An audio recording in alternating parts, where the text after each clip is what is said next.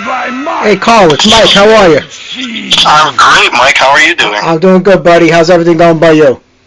I'm doing all right. We're hanging in there. Hey, that's all that matters these days, you know. Last year and a half has been kind of rough. It really is. So, anyway, are we doing this with audio or like a Zoom or Skype? Yeah, just audio is fine. We'll record it with audio. Yeah, it's old school. Cool. Yeah, good. I like it. All right. Hey, listen, I mean, you know, you've been in this business a long time. You've always been involved with different bands and projects over the last few decades. I'm really digging the 450's. I mean, this kind of takes me back to the old late 70s hard rock, punk mixed vibe. I mean, it's really wild, and there's not a lot out there like it right now. Well, I appreciate you saying that because, you know, this album was done. And by the way, I just want to mention to you that I wasn't sure if we were doing this via Skype or not, so I actually am wearing my favorite cross I got in Germany, my 450's shirt, and I put on cologne. I got to get smell-o-vision for the next one. So, but anyway, yeah, I really appreciate you saying that because the album, that was the whole idea of this, was to make a raw, honest album.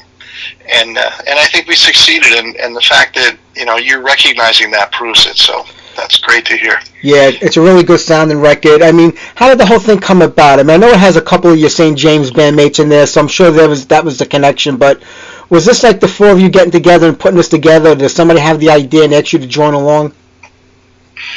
You know, this goes way back. I mean, we all have a history with each other.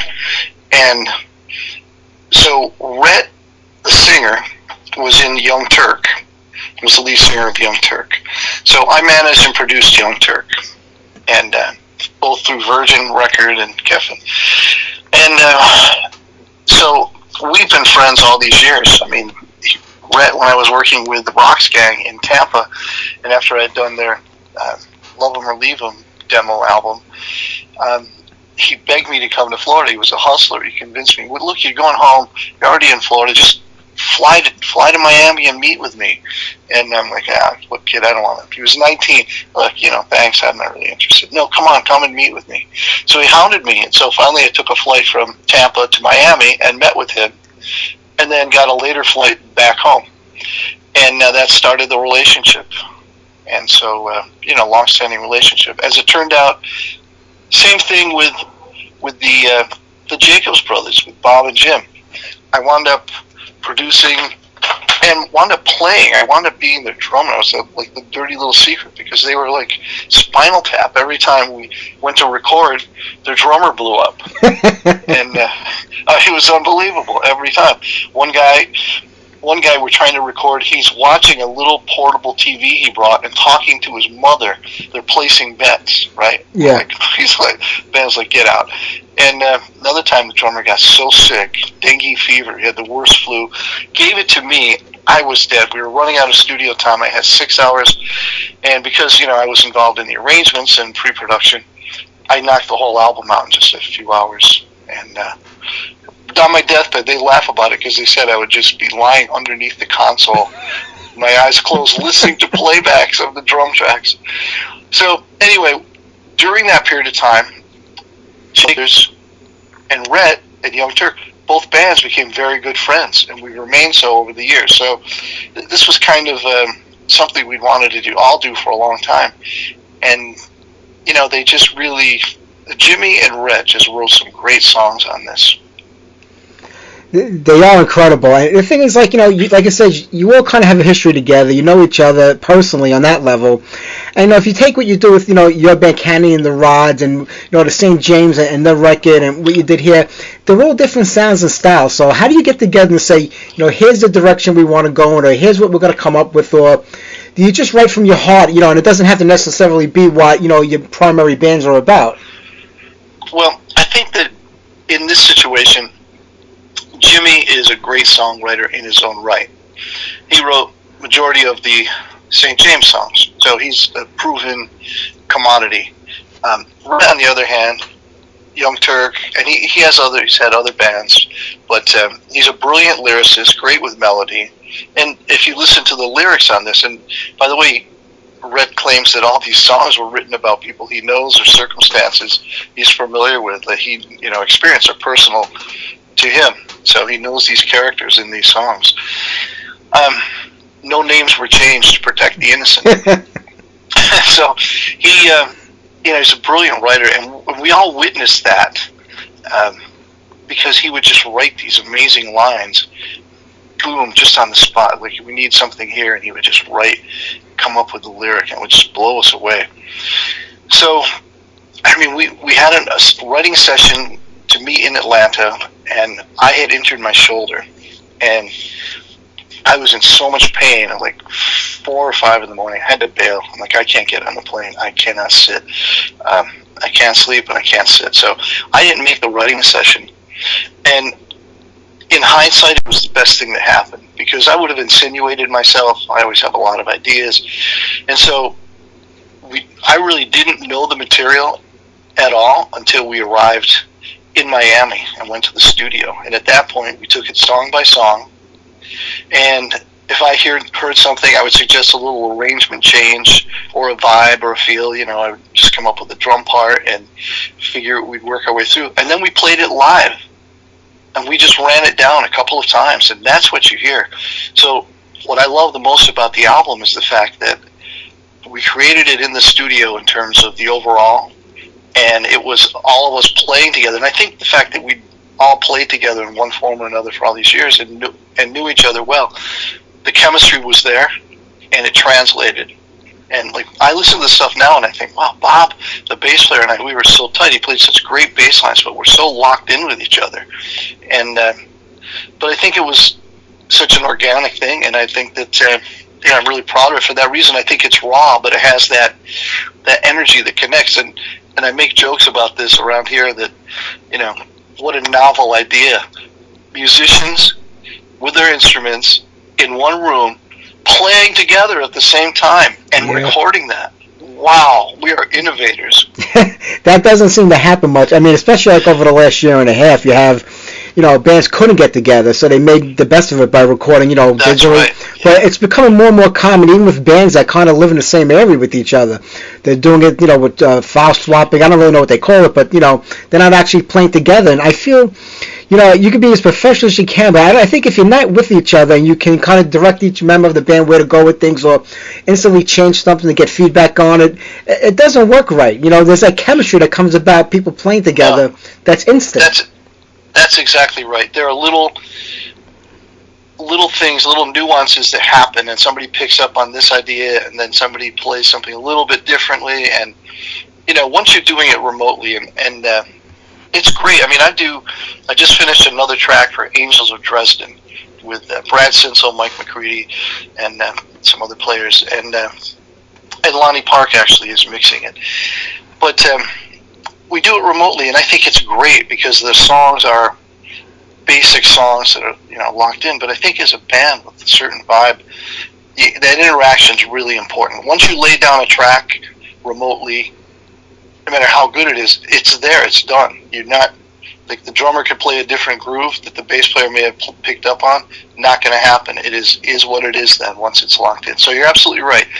And it doesn't mean it's not great because you listen to the great music that's coming out. But it is a different thing from the old days. But it's cost prohibitive now. And to go into a studio for a band, it's a lot of money. And a lot of people like to record at home. I record at home. I have a studio set up at home.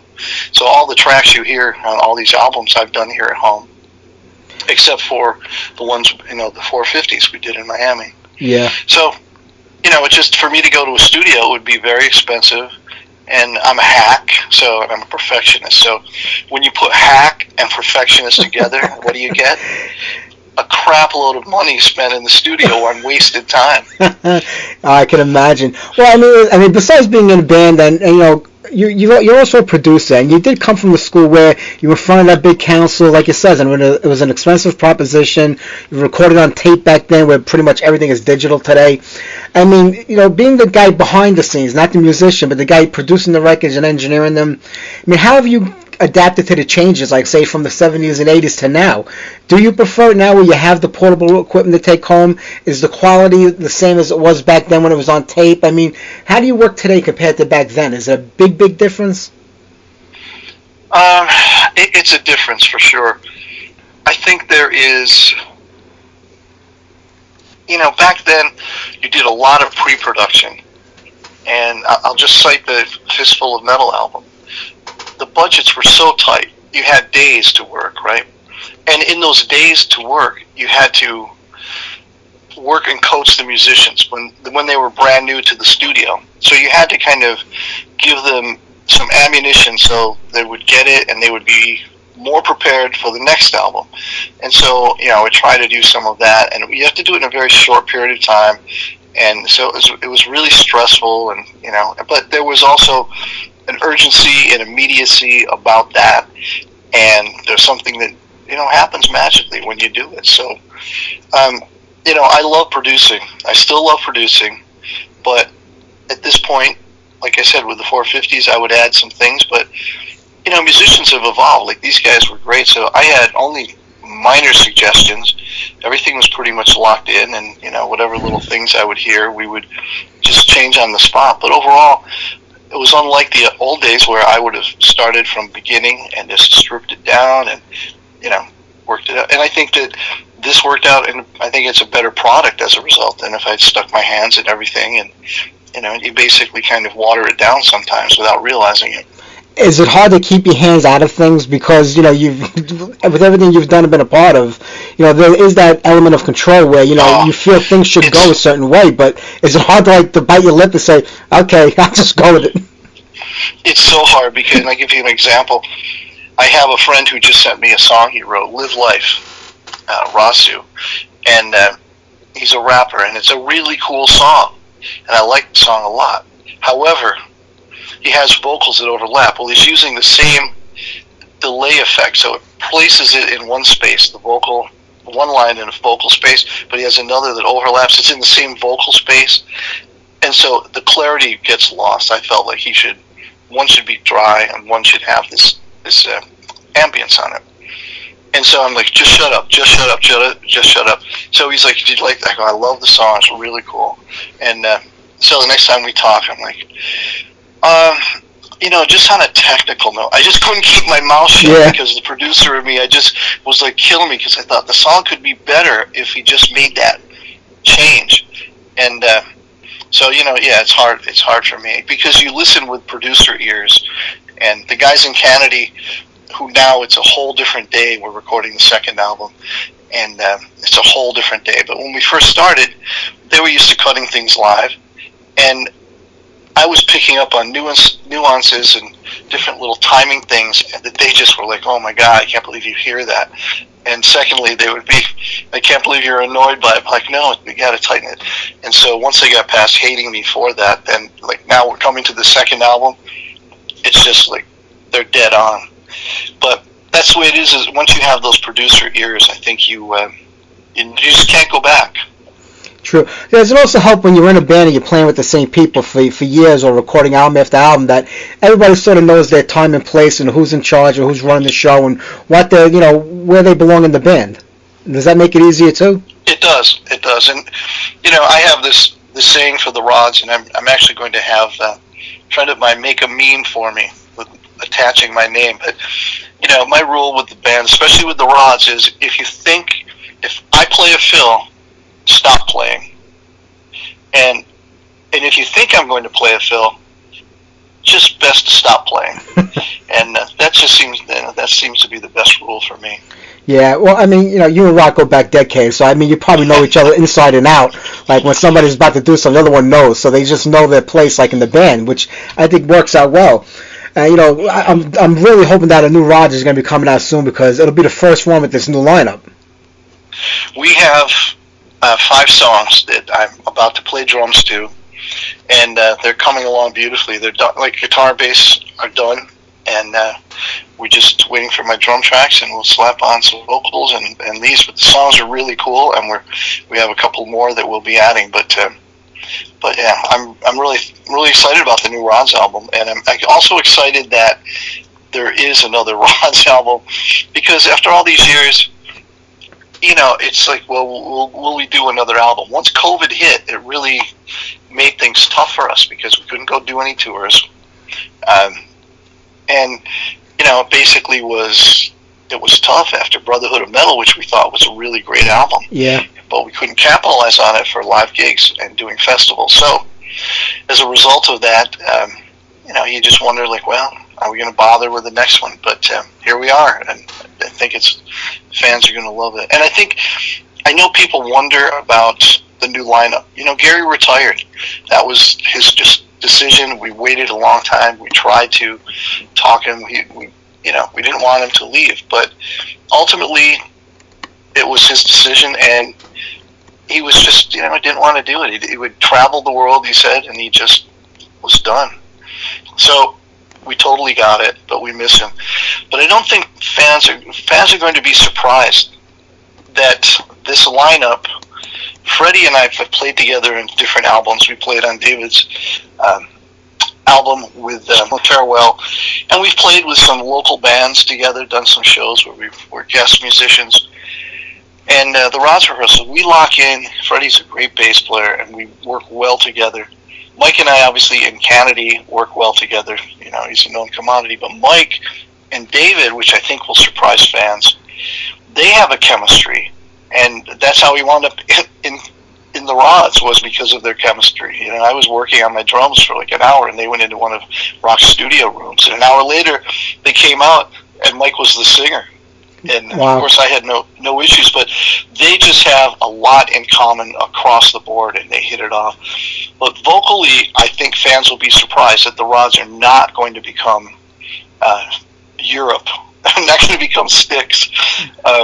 And the vocals, we're going to see that it's a raw-edged, and they're trading vocals, but you'll see. I mean, the fans will see that the Rods have not gone off the rails. I'm sure. I mean, for people that are fans of the band and know the band and follow it, this isn't the first time Gary's been out of the band. It's not the first time that Rock isn't the lead vocalist of the band. I mean, you had Sammy in the band. God rest his soul. I love him. What a great singer. He was in the band. You did the thing with Rick, which really wasn't a Rod record, I guess, technically. But so there's been versions where Rock hasn't sang. Gary hasn't been in the band, and it was still the Rods. I mean, of course, it's going to sound a little different. A different vocalist is going to bring a different vibe to the band. Mm-hmm. But musically, you knew who it was. That's right, and I think the energy's still there. And David and I, as you said, and there's a thing that David and I when we get together, it's just family. It's family, and each other. The things that piss you off about somebody, yeah. And the things you love about somebody, and there's just a level of comfort and respect, and and I'm also a fan. I'm a fan of David's. I have great respect for him, and I also love what he does. And so, but what he does is he has his own style, his own signature, and that's what you're going to get no matter what. If he played an acoustic guitar, you'd still know it was him. He just just the sound, the approach. It's like any guitarist who has a signature style and sound. You're just going to get that every time they play. True. So. Very true. I mean, Carl, you have a couple of active bands going on, some projects that you play in a continual basis, and you get offered a lot of spots to come just playing a song for a band because they want you and your name on the record. When you look back at all the things that you've done, was there anyone that you sit back and you scratch your head and say, what the hell was I thinking when I agreed to play on that one? When you look back, especially now, like a retrospective for me, 40 albums, and probably more than 40 years. My band Colossus from the 70s, we are almost done with the new album, and it's really good. It's like a Hall & Oates kind of band, something people wouldn't expect to hear from me in terms of drumming. But that band, we played 6 nights a week, and we lived basically together, but we lived on the road for several like 4 or 5 years. So it's just like breathing for me when I get those songs that they've written and I play drums to them. But there are always things that you look at as missteps. I think the one thing that I had a manager for a brief period of time. His name was Bob. I can't remember his name. He was a good guy, but the Great Cat wanted me to record her album, and I was going to, but then I said, okay. My manager said, you know what? She is really, a ball of energy. She can really be tough to handle, and ultimately, if anything goes wrong, she's going to damn you in the press. And Yeah. he advised me not to do it. And I have great respect for her. She's talented, and she's still doing it, and talented woman. However, when I declined, she told me that I wasn't man enough to record her, and that I wasn't worshiping her or dying, and all those whatever her sayings are. And she wasn't really happy with me. And but I thought, well, maybe he was right. Yep. He was right.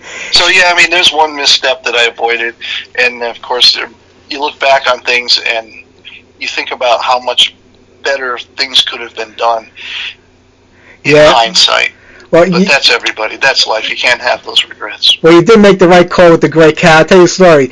She contacted me years and years ago about coming on my show. I think her sister was her manager or works with her, like in some capacity. I don't remember. So I said, okay, great. Give her the date, the time, and everything. I get a call a couple of days later. She's like, the great cat doesn't call into radio shows, and she hangs up. I was like, why'd you call me to come on the show to make on radio shows? I never forget that. Like, this girl's off on a rocker. Yeah, that was. She was just intense, and as it was.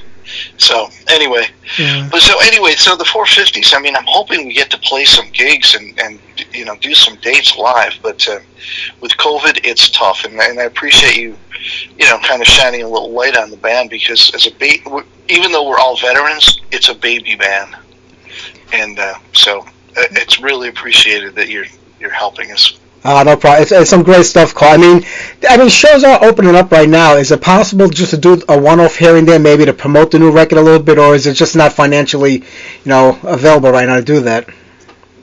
Well, we're talking about doing that. We're talking about maybe doing a release in, doing a CD release and a show in Connecticut. Doing a couple of shows. We're talking about different things, but it is cost prohibitive. I know. And we don't live close to each other. Rhett is in Miami. I'm here in Pennsylvania. Bob is in Atlanta, and Jim is in Connecticut. So it'll be a destination gig for all of us. No matter where we do it, even if we do it in somebody's hometown area, it'll be 3 people flying in. Yeah, sure. And that could be expensive for a one show, especially the way things are today. But hopefully something can come out and happen, because, to me, there's no way of really appreciating music unless you see it live. Love records, buy them every time they come out. But there's nothing like seeing that band up on stage performing those songs. That's where you get the real energy. Yeah, no, we really want to do these songs live. It'd be a great time to do. Great time to perform. So, and these guys are really good performers, so that's the other thing that, be a great show right out of the box. Yeah. Well, you just released the second single off the record. I just recently, Lucy Walks Away, another killer track over there. I mean, are you going to keep releasing singles off this record, like to get it going, or is it better just to promote the whole record, because you do want people to buy the album in the end? Well, we have 2 more singles we're releasing, and then the albums will be released in, I've forgotten the date, of course, in November. So, but we have 2 more singles coming. I love Lucy. Lucy's a killer track. But we have other songs. There's some songs on this album. I think Gracie is really amazing song. I don't know if there's so many tracks, but I don't know if you're familiar with it, but it's the ballad, and it is a killer tune. But there are a lot of really good songs on the album. I'm going to go re-listen to everything today, only because now that I know that Red knows everybody he wrote about, I want to dig a little deeper into who these people are. Isn't that an interesting angle? I mean, he's such a brilliant lyricist. I can't say enough about how talented he is. He's such a great writer. And he and Jimmy were really have a great chemistry. So that worked really well for the band. Yeah, it's great. Is this coming out on your label? It is. Matter of fact, started the Louder Than Loud album and or record label, and so far this is the first release, and we have some things lined up that we'll be announcing shortly, and so we'll see how it goes. It's just another chapter for me, being involved in a label. Yeah, that'd be pretty well. I mean, when you think back when you were first starting and, how you felt about labels and working with them and dealing with them and, all the changes going over, now, like, you're the guy that maybe you were cursing at 40 years ago who ran a label. Now you're that guy. I'm sorry, the phone just got weird. What was it you said? I was just saying, 40 years ago, you were the guy looking for a record label, to sign you and deal with it. Maybe you liked it or didn't like it. Now you're that guy all these years later. Yeah, no, it's a weird time to start a label. Because there's no money in it anymore. Nobody buys anything. But on the other hand, it's a cool way to control some things, to help things, help musicians as well. So it's exciting in that sense, kind of having to look for reinventing, and so I'm excited about it. It's a cool thing to be involved in. And Giles Lavery, I can't say enough about Giles. He and I hit it off from day one, and he's been wonderful as my manager, and now as my partner. He's just a great guy, and I did a lot of research, and I couldn't find anybody who had anything bad to say about him. And a great singer too. And he's a great singer. That was the other thing. I didn't discover that until he sent me a track one day. I'm like, I'm just working on this. I went, holy shit! I can't believe he's singing like that. Yeah, he's got some voice. He does. Well, Carl, it's all good, man. I'm not going to keep you, but, this new 450's is phenomenal. I hope you can get something going with it on the live front. I know because you're from the area, hopefully I'll get to see you around here with that, if not with the Rods or Canedy, one of the other bands you're in. There's nothing like seeing you up on stage banging on those drums. I agree. And Canedy did a show 2 weeks ago, outdoor show in Binghamton, and Blues on the Bridge, and that was a great show, and it was great to see the audience reaction, because the band is tight now, and the band, the power that was coming off the stage and the crowd, you just heard this little gasp after, and we were like, wow, that's so cool. And that's what you don't get when you're stuck in a recording studio or working on music at home. So I hope to get out, and hopefully the Rods will play, and all 3 of these bands. Obviously, I have a lot of projects going on, but obviously no band tours all at the same time, so it's not like, it can't be done. But hopefully there will be gigs for all of these bands. Yeah, I'm looking forward to that. Hey, Carl, you take care of yourself, my friend. I'll talk to you soon. Hopefully when the next Rods or Canedy record comes out, we'll do this again. All right, Mike. Thank you so much for the support, man. You too, buddy. Take care. Bye-bye. Mm-hmm. Bye-bye.